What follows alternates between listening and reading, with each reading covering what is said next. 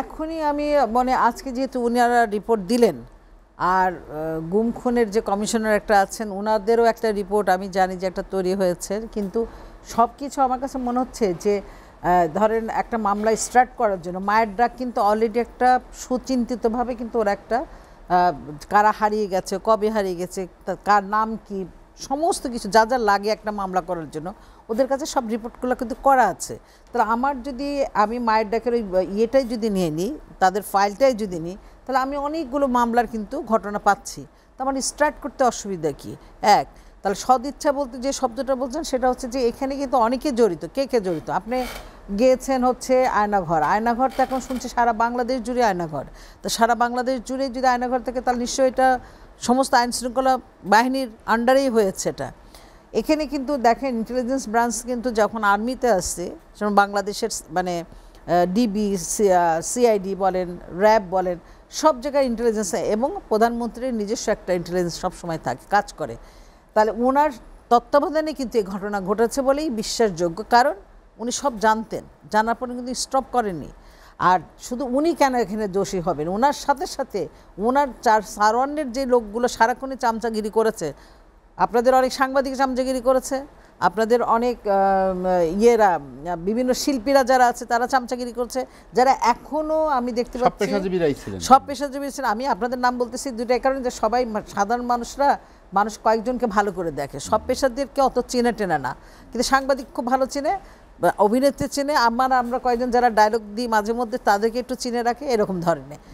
আমার প্রশ্ন হলো যে এখনও পর্যন্ত কিন্তু তারা এমনভাবে লিখছে, মানে ইয়েতে আপনার পেজগুলোতে মনে হচ্ছে যে সমস্ত, যে আজকেও আমি দেখলাম একজন লিখছে যে আয়নাঘরের যেটা দেখানো হচ্ছে এটা সম্পূর্ণ নাটক, এটা বাথরুমে টাওয়াল দিয়ে পরিষ্কার, মানে মানুষকে বিভ্রান্তি করার জন্য পদ্ধতি যেটা, সেটা কিন্তু এখনও বন্ধ হয়নি। এটা স্টপ করতে হবে। এই সরকার যদি এগুলোকে স্টপ না করে সাধারণ মানুষ কিন্তু বিভ্রান্তির মধ্যে পড়ে যাবে। এটা সাধারণ মানুষ কিন্তু অনেক। আরেকটা হচ্ছে যে যদি দ্রুত শব্দ কিন্তু এখন আর বলবো না, আমি বললাম যে এখন ইমিডিয়েট তাদেরকে মামলা শুরু করা দরকার। কিছু মামলা আছে যেটা একদম মানে এটার জন্য ওয়েট করার কোনো দরকার আছে বলে আমি মনে করি না। অ্যাজ এ লয়ার হিসাবে আমার সাথে সুব্রত দাও বোধহয় একমত হবেন, 6 মাস হয়ে গেছে। কারণ আপনি একটু দেখেন নারী শিশু নির্যাতন, আমি এটা মানে নর্মাল লর কথা বলছি, যেটা এটার জন্য না, নারী শিশু নির্যাতন বলা আছে 120 দিন 80 দিনের মধ্যে মামলা শেষ করতে হবে। তাহলে 180 দিন যদি আপনি হিসাব করেন তাহলে কতদিন যাচ্ছে? ওয়ার্কিং ডেট মানে 6 মাস। তাহলে তার মধ্যে শেষ করতে হলে মানে তার ভিতরে তদন্ত শেষ করতে হবে, তার ভিতরে বিচার শেষ করতে হবে, সব। তাহলে ওটা যদি আমি করতে পারি তারপরে আমার এইটাতে কেন হচ্ছে না? অন্তত দুটো একটা মামলা শুরু হোক, যাতে মানুষের ভিতরে এক ধরনের আস্থা ফিরে আসুক। আর আমার মনে হয় আইডেন্টিফাই করার দরকার এটা যে আমরা সবাইকে এত ধোয়া তুলসী যদি পাতা ধরে নিই, তাহলে পরে প্রবলেমটা হয় এই জায়গাটা যে শুধু ডিবি ধরবো, শুধু র্যাব ধরবো, শুধু সিআইডি ধরবো, যে ডিজিএফের আন্ডারে সবচেয়ে বেশি ঘটনা ঘটেছে। তাদেরকে এখন পর্যন্ত আমি জানি, এই নূর মোহাম্মদ ভাইকে বা নূর মোহাম্মদ খানকে বলেন, ওনাকে যে কতবার ডিজিএফআই ওনাকে বারবার ডিস্টার্ব করেছে, উনি আমাকে বলেছে যে কি বলবো, সারাক্ষণ আমার পিছনে এরকম যাইতে থাকে। তো আমি বলতে চাচ্ছি আমি আর্মিদের রেসপেক্ট করি, সব ধরনের বাহিনীকে রেসপেক্ট করবো তখনই যখন তাদের মধ্যে থেকে মনিটরিং সিস্টেমটা, তাদের মধ্যে স্বচ্ছতা, তাদের মধ্যে মানবিকতা এবং মানুষের প্রতি ভালোবাসা থাকবে। কারণ তারা আসছে কিন্তু আমাদের ট্যাক্স দিয়ে, তাদের বেতন হয়। তাহলে আমাদের প্রত্যেকটা নাগরিকের সমস্ত রকম অধিকার আছে যে তাদের কাছে জবাব যেটা চাওয়ার, যে কেন আমার সন্তানরা, কেন আমার ভাই, কেন আমার পিতা আপনাদের সবার ভিতরে ছিল, অথচ আপনারা জানার পরে তাকে বের করে দিলেন না। আজকে জবাব তো তাদের দিতে হবে। তাহলে এই জবাব দেওয়ার জন্য আপনার মনে হচ্ছে কঠিন লাগবে লোকগুলো বের করতে? না, 15 বছর যারা যারা দায়িত্ব ছিল তাদের লিস্ট আছে, খালি টান দিবে, বের করবে, দৃশ্য করবে, বাস ইন্টারোগেশন করলে তো বের হয়ে যায়। ওনারা যে ইন্টারোগেশন করেছেন তাহলে ওনারা জানেন কী পদ্ধতিতে আর এগুলো ইন্টারোগেশন করা যায়, সেটা করলে তো বের হয়ে যায়। এটার জন্য খুব কঠিন কোনো কাজ নাই। যারা ক্রিমিনাল সাইডে মানে প্র্যাকটিস করে, আমরা আমরা জানি যে কী পদ্ধতিতে এই সিস্টেমগুলো করা যায়। সুতরাং সেই জায়গাগুলোর থেকে আপনি যেটা বলছেন স্বচ্ছতা যেমন নিয়ে আসতে হবে,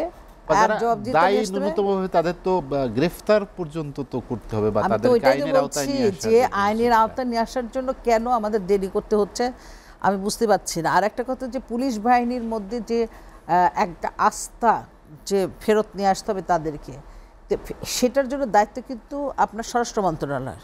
স্বরাষ্ট্র মন্ত্রণালয় কীভাবে কাজ করবেন আমি জানি না, তারা কিভাবে কাজ করছে। আমি দেখেছি পুলিশের মধ্যে এক ধরনের অনীহা এখনও কাজ করতেছে। এই অনীহাটা কাটায় ওঠানোর জন্য গুরুতরভাবে তারা জন্য একটা ব্যবস্থা গ্রহণ করে এবং পুলিশকে অ্যাক্টিভ করা উচিত।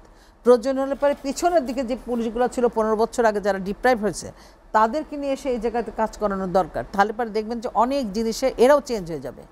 আপনি যখন ভালোর সাথে খারাপে কম খারাপ থাকবে তখন ভালোর সাথে মিশতে মিশতে এরা তখন চাপে থাকবে, তখন চলতে থাকবে। সুতরাং তাদেরকে নিয়ে আসুক। আমাদের এইগুলাকে বজায় রাখতে হবে কেন?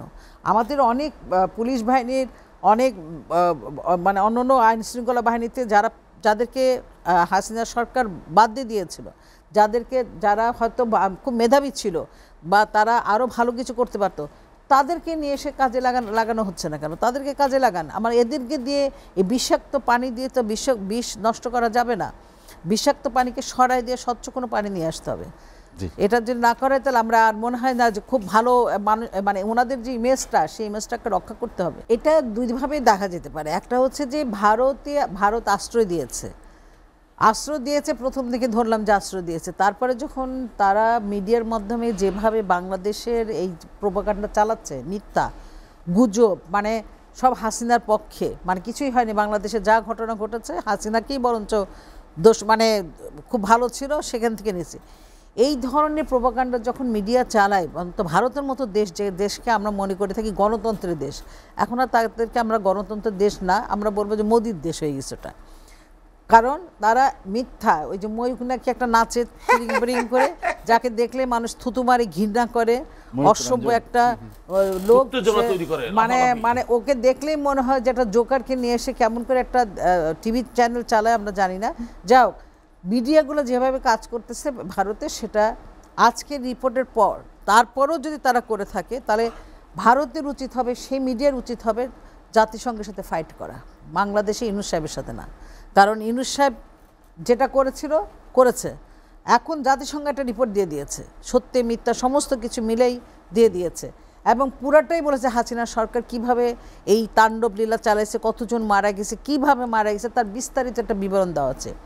এরপরে যদি ভারত সরকার মনে করে যে হাসিনাকে রাখবেন, তো সেটা তাদের ব্যাপার। উনি না আসলেও কিছু আসে যায় না, আসলে কিছু আসে যায় না। আসলেও বিচার হবে ওনার সামনে, আর না আসলে ওনার অনুপস্থিতিতে হ্যাঁ বিচার হবে, এবং সেটাতে যা হবার হবে আইনের ইয়েতে, কারণ মার্ডার কেসে যা যা হয় সেটাই হবে।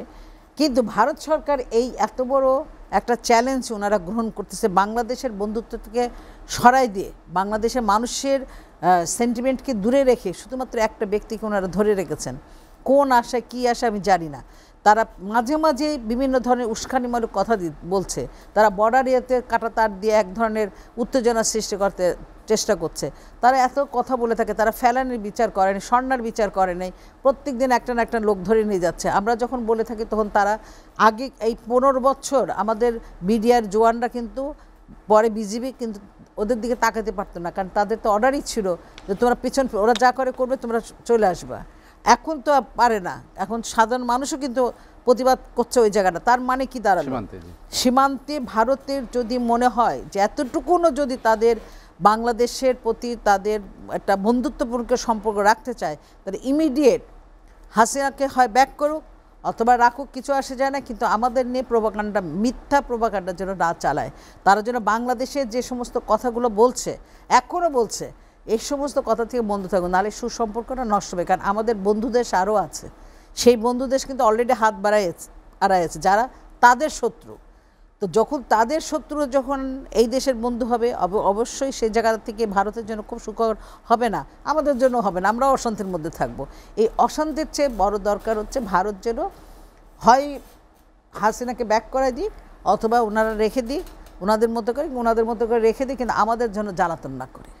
আর ওনাদের সাংবাদিকরা যদি মনে করে থাকেন যে জাতিসংঘ যে রিপোর্ট আছে এটা গ্রহণযোগ্যতা নেই, তাহলে জাতিসংঘের সাথে তারা এখন ফাইট করবে। এখন ফাইট হবে ভারতের সাথে জাতিসংঘের, ইউনূস সরকার। আর একটু জানতে চাই যে জাতিসংঘ যে প্রতিবেদনটা দিল তার আন্তর্জাতিক ইফেক্টটা কি হতে পারে, বা প্রভাবটা কি বাংলাদেশের সম্পর্কে, বা কি ধারণা তৈরি না, এটা আপনি এইভাবে দেখেন, বাংলাদেশের ইউনূস সাহেব যে এসছেন, অনেকে বলে থাকে যিনি উনি নির্বাচন না করে হঠাৎ করে চলে এসছেন, তাতে যে সারা ওয়ার্ল্ডে ওনার কিন্তু একটা সুন্দর ভালো মর্যাদা সম্পন্ন একটা ইমেজ আছে, সেই ইমেজটাকে নিয়ে অনেকে অনেক কথা বলেছে। সেই জায়গা থেকে কিন্তু এই রিপোর্টটা ওনার জন্য ভালো হয়েছে, আমাদের জন্য ভালো হয়েছে একদিক দিয়ে, যে না আসলেই গণহত্যা হয়েছে, আসলে এখানে এই ধরনের আয়নাঘর ছিল, এই ধরনের নিপীড়ন হয়েছে, অত্যাচার হয়েছে শুধু ক্ষমতাকে আঁকড়ে রাখার জন্য, যার জন্য এই ধরনের ঘটনা ঘটেছে।